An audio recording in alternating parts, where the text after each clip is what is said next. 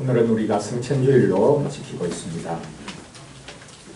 올해 교회력으로 사흘 전인 지난주 목요일이 예수님의 성천일이었습니다. 예수님께서 부활하신 후 40일째 하늘에 올라가셨습니다.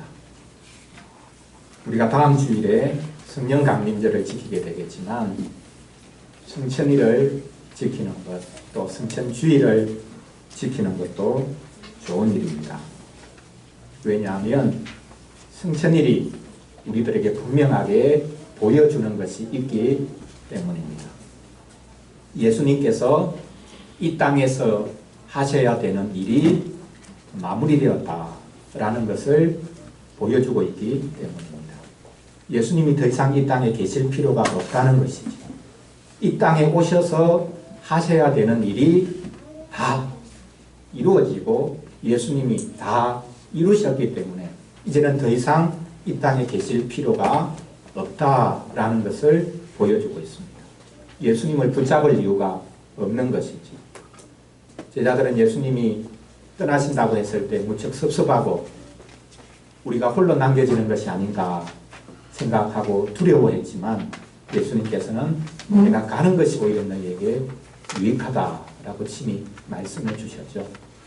그래서 우리가 성천주일을 지키면서 예수님이 이 땅에 오셔서 하셔야 되는 모든 일들을 하나도 남김없이 다 이루셨구나. 100% 다 이루셨구나 라는 것을 우리는 알 수 있습니다. 그래서 성천주일을 지키는 것이 큰 의미가 있습니다. 그리스도께서는 이제 하늘에 오르셨고 하늘에서 쉬는 것이 아니라 하늘에서 또한 일하고 계십니다.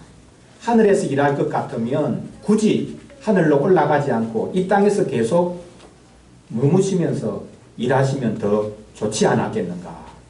종종 예수님을 찾아 뵐 수도 있고 좋았을 텐데 쉬는 게 아니라 하늘에서도 지금 일하고 계신다면 왜 굳이 하늘로 올라가셔야 했는가, 이런 생각을 할 수도 있습니다.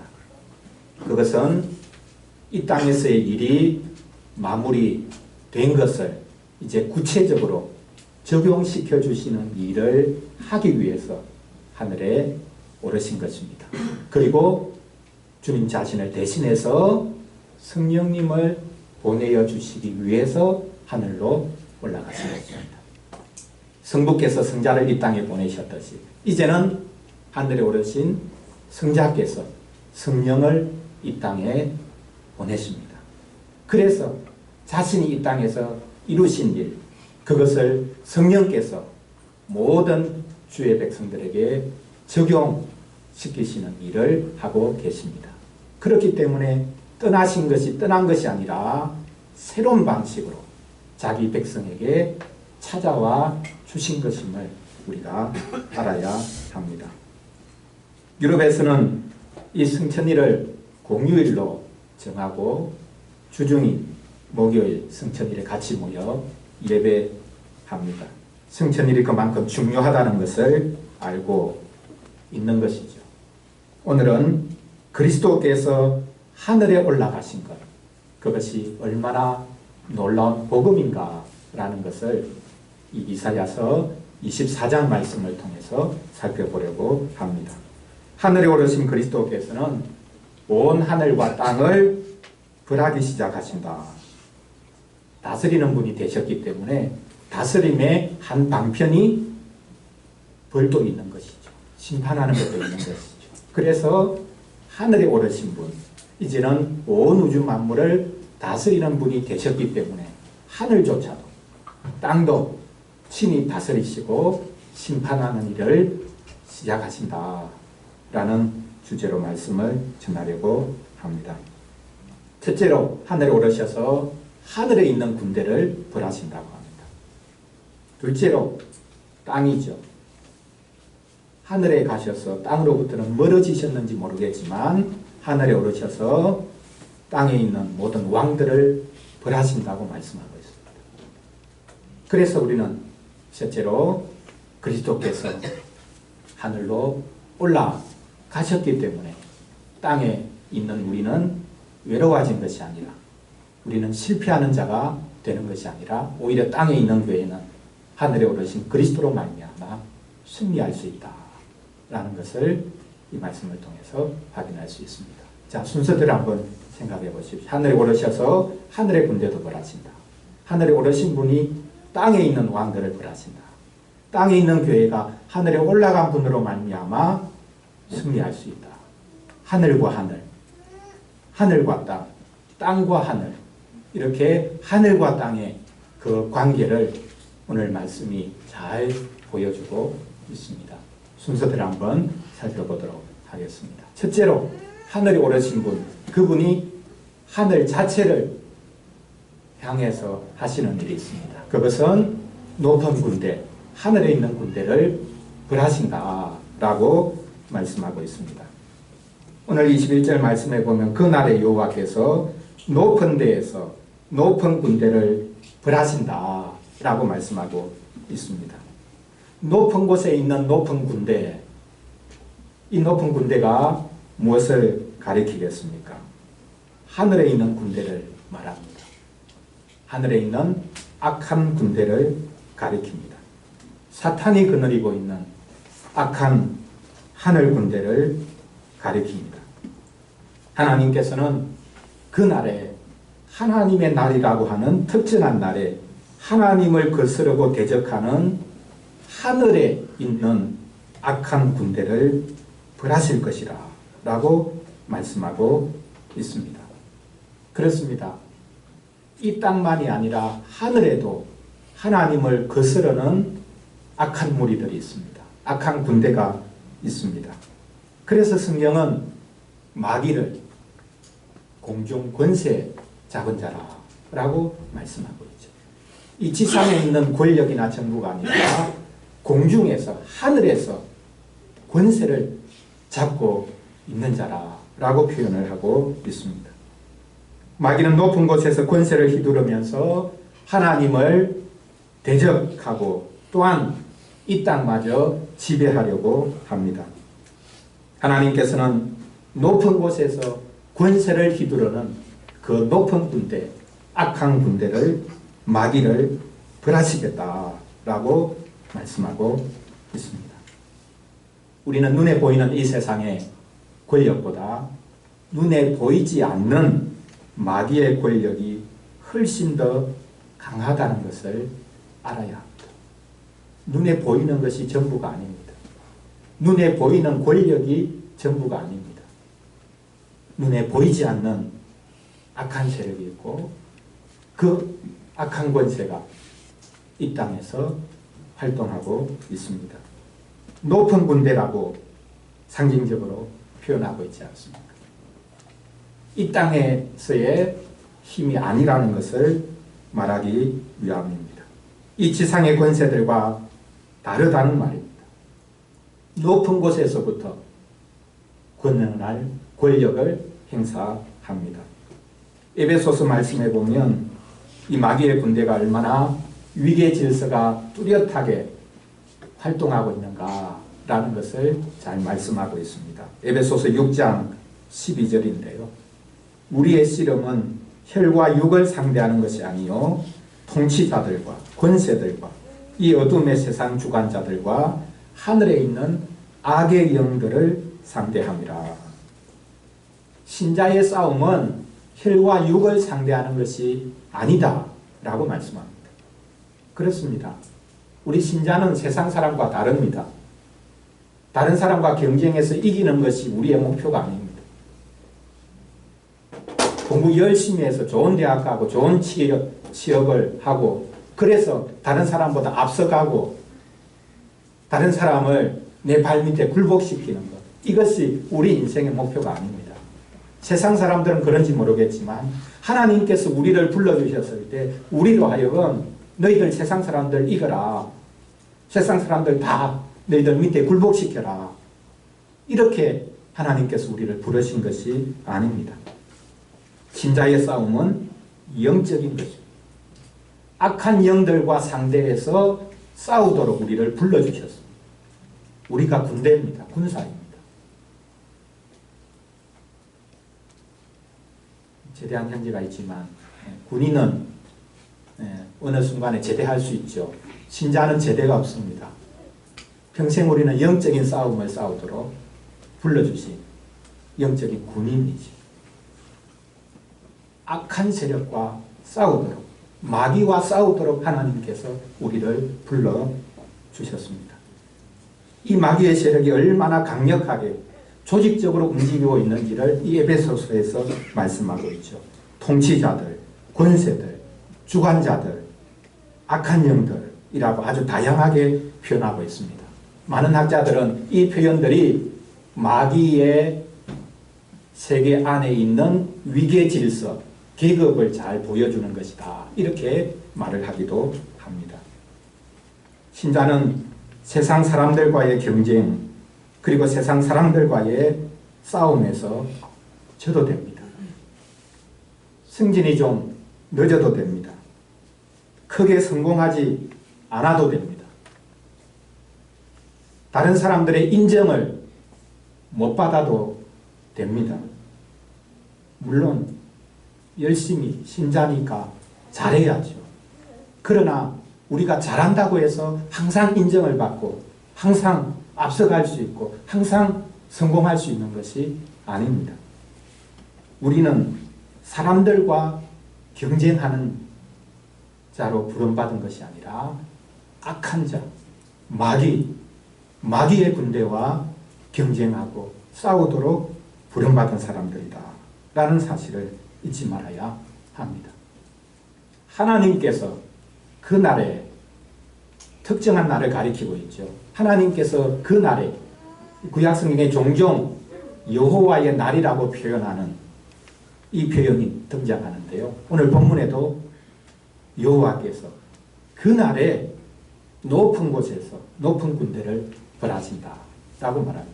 높은 군대를 벌하시겠다고 하신 그 날이 언제였을까요? 우리는 그 날이 바로 오늘 우리가 기념하고 있는 예수님이 승천하신 날이라고 봅니다. 그리스도께서 하늘에 올라가셔서 하늘에 있는 악한 영들, 악한 군대, 높은 군대를 벌하십니다. 그리스도께서 하늘로 올라가신 이유가 있습니다. 이 땅이 싫어서 제자들 하는 거 보니까 저것들 못 믿겠다. 그렇게 해서 떠나신 것이 아니라 하늘에서 하시는 일이 있다고 했죠. 이 땅을 위해서 하시는 일이 분명히 있지만 하늘에 가셔서 그러나 하늘 자체를 위해서도 하시는 일이 있다는 것을 보여주고 있습니다. 그것이 바로 하늘 군대, 높은 군대를 벌하시기 위해서 올라가셨다라는 것입니다. 그리스도의 승천은 그리스도께서 왕으로 등극하시는, 왕으로 귀환하시는 것이기 때문입니다. 그리스도께서 이 땅에 계실 때 친히 이런 일이 일어날 것을 미리 말씀하신 적이 있습니다. 예수님이 제자들을 보내서 전도하라고 하시죠.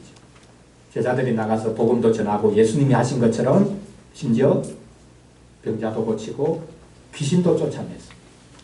돌아와가지고 예수님께 막 들떠가지고 예수님 우리가 나가서 전도했는데요.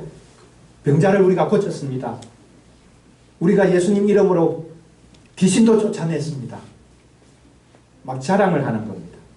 그때 예수님께서 말씀하시죠. 누가복음 10장 18절 말씀인데요. 예수께서 이러시되 사탄이 하늘로부터 번개같이 떨어지는 것을 내가 보았노라.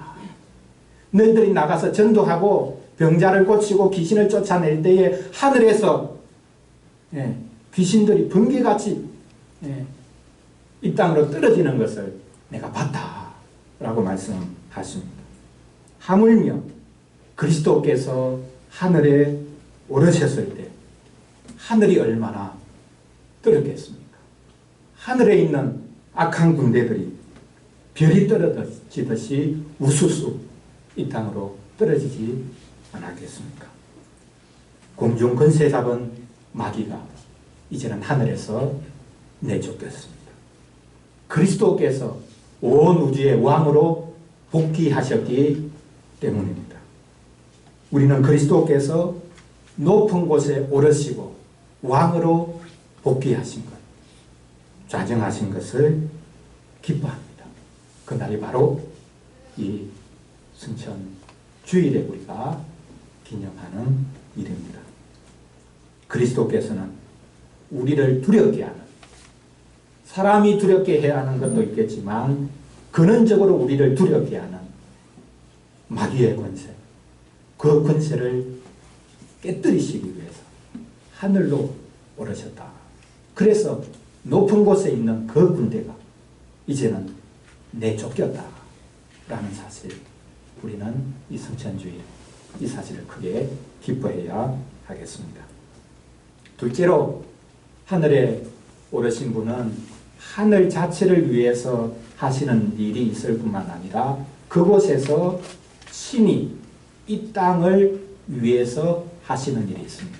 떠나가셨기 때문에 더 이상 이 땅에 개입할 수 없는 것이 아니라 오히려 높은 곳에 오르셨기 때문에 높은 곳에서부터 이 땅을 더 잘 다스리시고 이 땅을 위해서 일하실 수 있게 된 것입니다.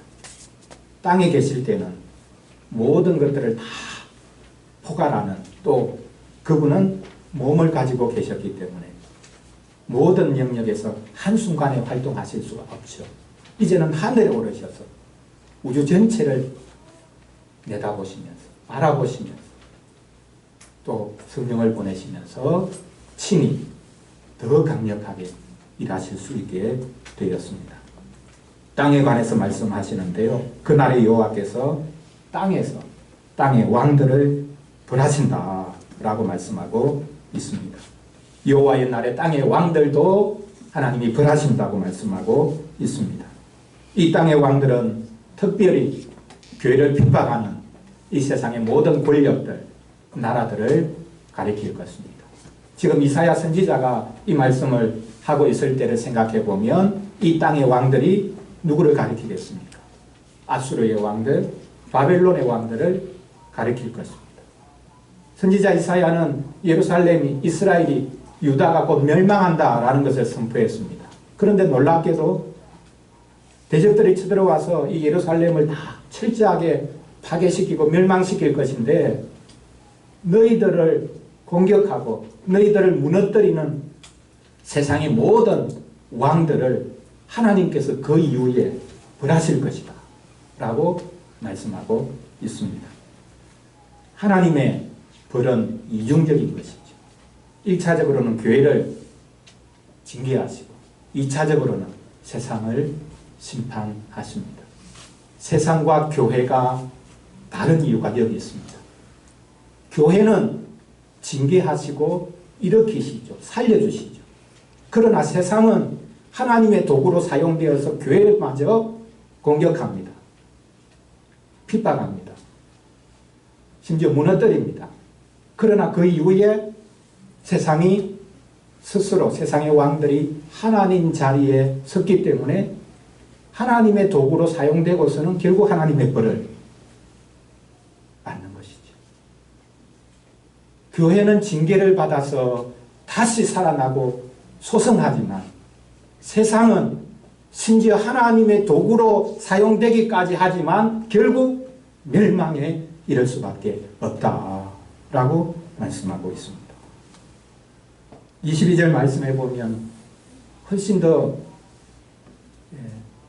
조금은 그림과 같은 그런 언어들을 사용하고 있죠.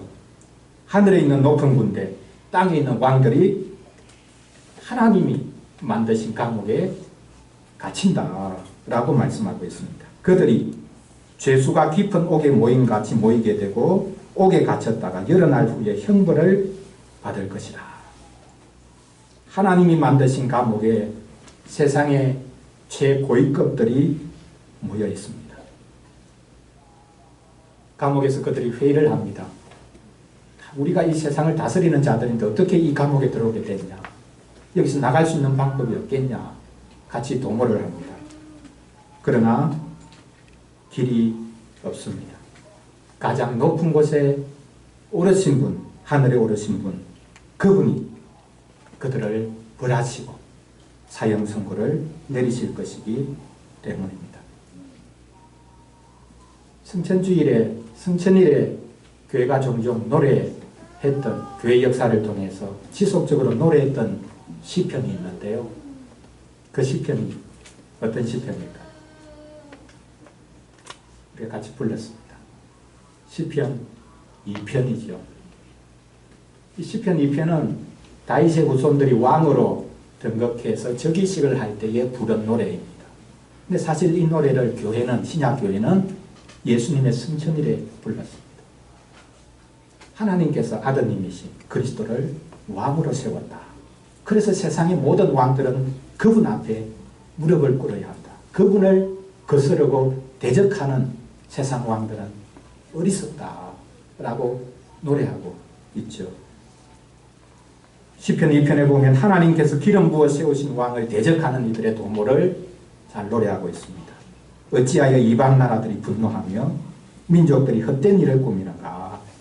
세상의 군왕들이 나서며 관원들이 서로 꾀하여 여호와와 그의 기름 부음 받은 자를 대적하며 우리가 그들의 맨 것을 끊고 그의 결박을 벗어버리자 하는도다. 지금 감옥에 갇혀있는 오늘 본문에 언급하고 있는 이 상황, 이것이 지금 시편 2편에 그대로 언급되어 있죠. 하나님이 기름 부어 세운 왕이 있는데 그 왕 앞에 굴복하라고 하니까 왜 우리가 굴복해야 되냐? 왜 우리를 얽어매려고 하냐? 왜 우리를 감옥에 가두는 것처럼 하냐? 라고 말하고 있습니다. 세상 왕들이 지혜를 얻어야 합니다. 자기들이 다스리는 자이지만 자기들 위에 다스리는 분이 계시다는 것을 그들이 알아야 합니다. 그래서 시편 2편 마지막 부분은 세상 왕들을 향한, 세상 권세자들을 향한 지혜를 가르쳐주는 말씀이죠. 여호와를 경외함으로 섬기고 떨며 즐거워할지어다. 그의 아들에게 입 맞추라. 여기 입을 맞추는 것은 아들의 입에 입을 맞추는 것도 되지만 사실 그 아들의 발에 입 맞추는 것입니다. 발에 입 맞추는 것은 제가 당신을 섬기겠습니다 라는 입 맞춤입니다. 그렇지 않으면 진노하심으로 너희가 길에서 망하리니 그의 진노가 급하십니다. 여호와께 피하는 모든 사람은 다 복이 있도다. 하나님이 높이신, 하나님이 하늘로 불러 올리셔서 온 우주 만물을 다스리는 왕으로 세우신 그리스도께 복종하는 세상 왕들, 세상 권력자들이 복이 있습니다. 이것은 믿지 않는 세상 권력을, 하나님을 믿지 않는 세상 권력을 향해서 하신 말씀일 테고요. 그러나 하나님을 믿고 기독교인이라고 하는 권력자들을 향해서도 하시는 말씀입니다. 하나님을 안다고 자부하는 권력자들이 더 조심해야 합니다. 하나님이 나를 세워주셨다라고 주장하는 이들이 더 조심해야 합니다. 세상 권력자들이 조심해야 하죠. 미국의 대통령도 조심해야 합니다. 기독교인이라고 해서 자신의 다스림이 자동적으로 하나님의 다스림을 나타내는 것이 되는 것이 아니죠.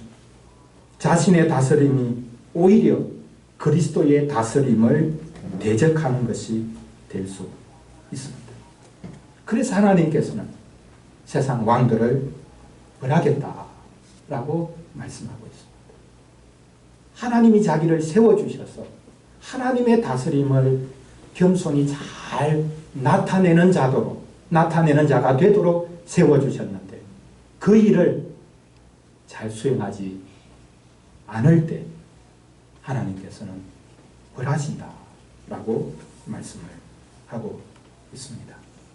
자, 그리스도께서 하늘에 오르신 이유는 하늘에 있는 높은 군대, 악한 군대를 다 멸하시기 위함이다.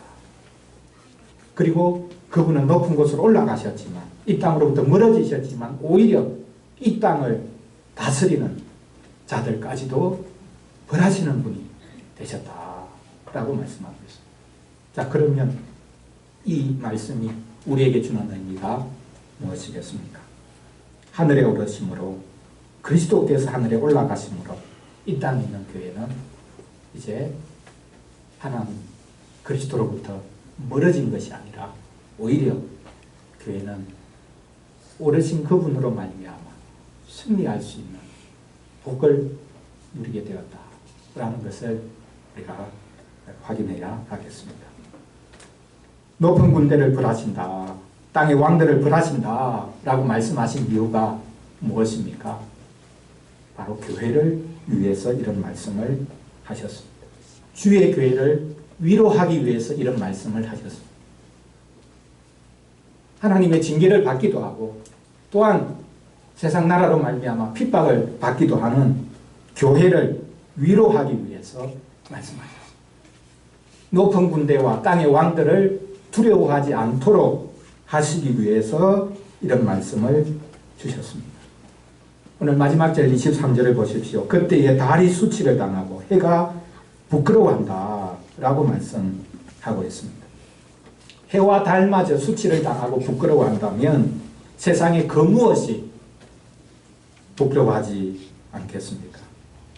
세상의 모든 영광은 하나님의 영광 앞에서는 수치를 당할 수밖에 없습니다. 세상 영광은 하나님의 영광 앞에서 부끄러워해야 합니다. 이런 우리는 영광을 추구하는 인생입니다. 우리 학생들도 열심히 공부하는 이유가 뭡니까? 내가 영광스러워지겠다. 그거 아닙니까? 우리는 영광을 추구합니다. 영광스러워지기를 원합니다. 다른 사람들 위해 높아지기를 원합니다. 그러나 하나님의 영광 앞에서는 세상의 모든 영광이 부질없는 것이고 부끄러워해야 될 것이다 라는 것을 알아야 합니다. 세상 영광을 자랑하는 것이 당연한지 모르겠지만 얼마나 어리석은 것인가 라는 것을 알아야 합니다. 교회는 세상 영광을 따를 이유가 없습니다. 하나님의 영광으로 만족하고 기뻐하고 즐거워해야 합니다. 오늘 보면 마지막 절에서 말씀하고 있듯이 만군의 여호와께서 시온산과 예루살렘에서 왕이 되시기 때문입니다. 하나님께서는 자신의 영광을 예루살렘에 두셨다. 자신의 보좌를, 자신의 권좌를 예루살렘에 신이 두셨다라고 말씀하고 있습니다.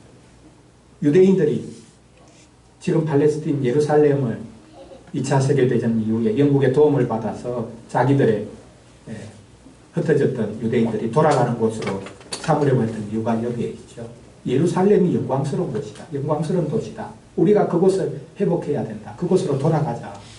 그래서 이스라엘이라는 나라가 세워졌죠. 하나님께서 자신의 영광을 시온산과 예루살렘에 두겠다. 그럼 우리가 예루살렘으로 성지순례를 가야 되겠습니까? 이 예루살렘이 어디입니까? 교회입니다. 하나님께서는 교회를 우주지휘 지상본부로 삼으셨습니다. 하나님의 영광은 온 우주를 가득 채우고 있지만 1차적으로 교회에 하나님의 영광을 나타냈습니다. 그런데 우리가 아무리 생각해도 교회는 별거 없죠.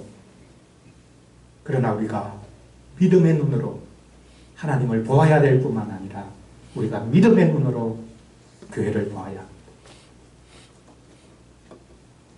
교회 뭐 별거 있냐? 그 모이는 사람들 뻔한데 내가 거기 가서 뭐 유익 없겠냐? 그런 사람들하고 내가 뭐 평생 같이 있을 수 있겠냐? 이 세상에 배울 것도 많고 나에게 도움을 주는 사람 세력들도 많은데 왜 교회에 내가 평생 매여서야만 해야 되냐? 이렇게 생각하는 사람들이 많이 있죠. 그런데 하나님께서는 교회를 영광스럽게 하셨습니다. 교회를 우주 전체를 다스리는 본부로 삼으셨습니다.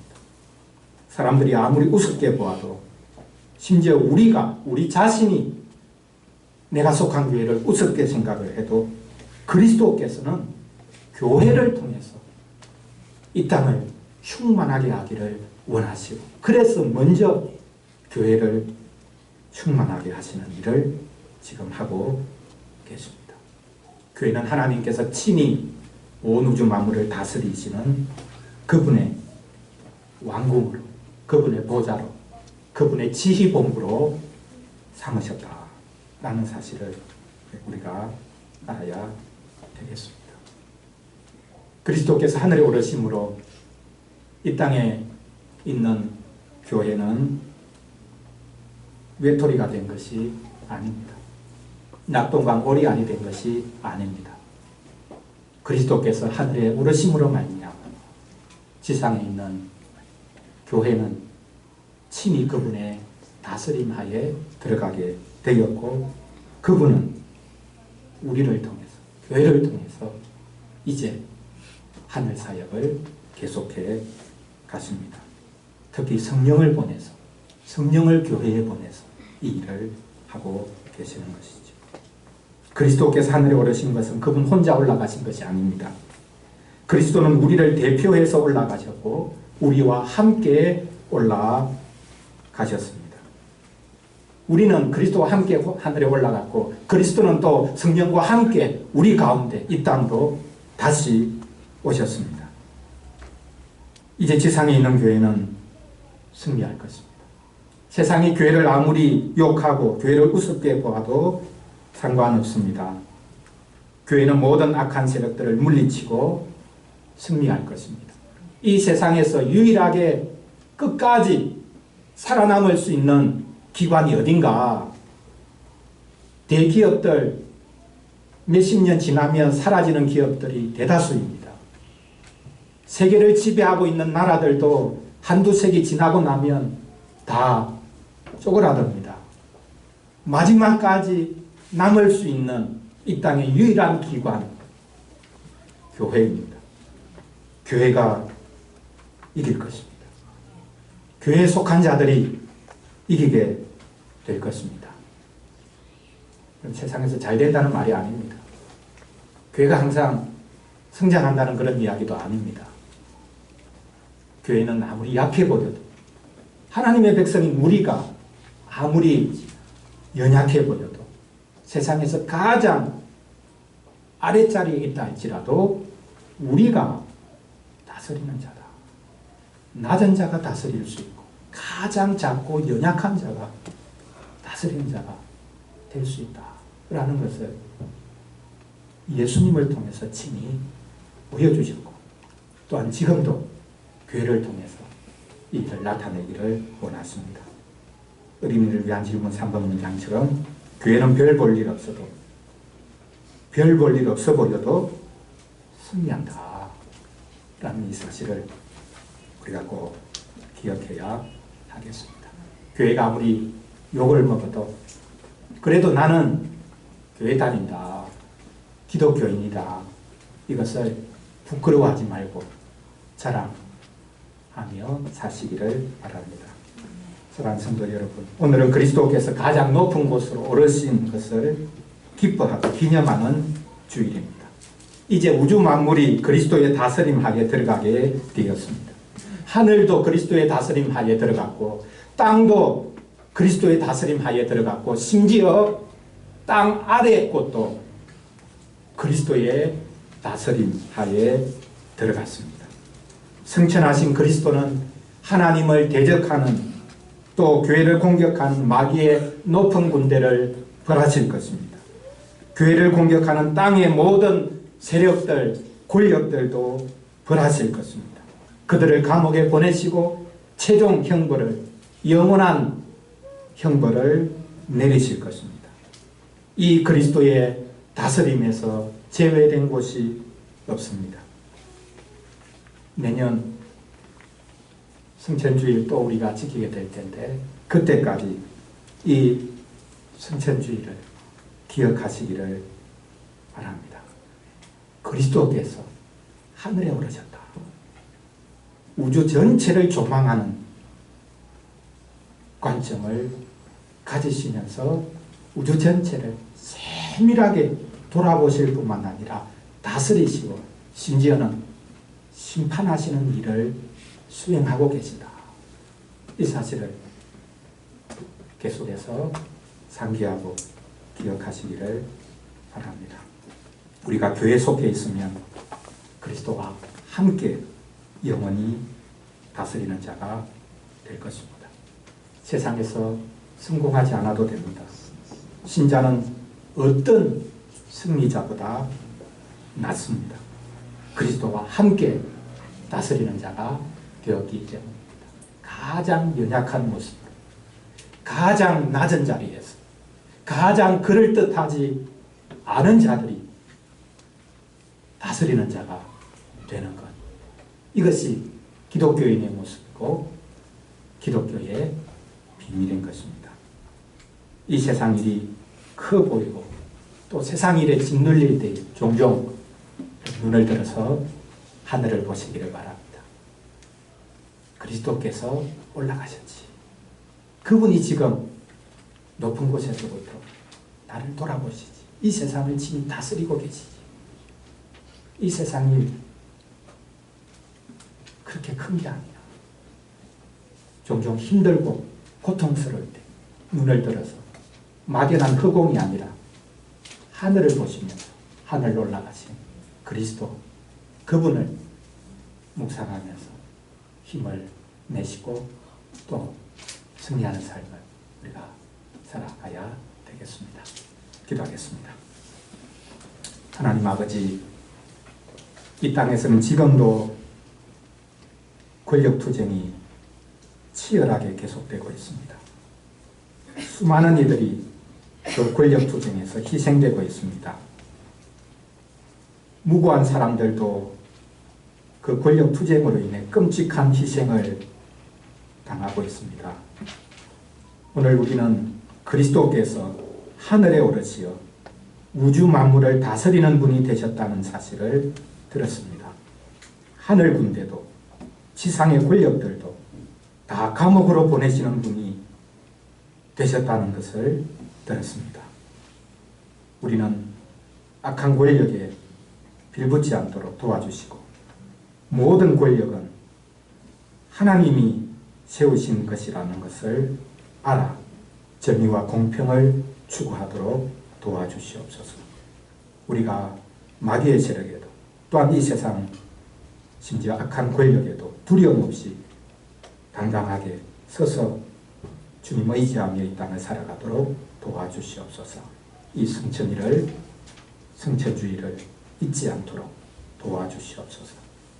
목사가 예배 때 두 손 들어 축복할 때 그리스도께서 하나님 보좌 우편에서 지금도 우리를 위해서 축복하고 계시는 그것을 보여주는 것임을 잊지 않도록 도와주시옵소서.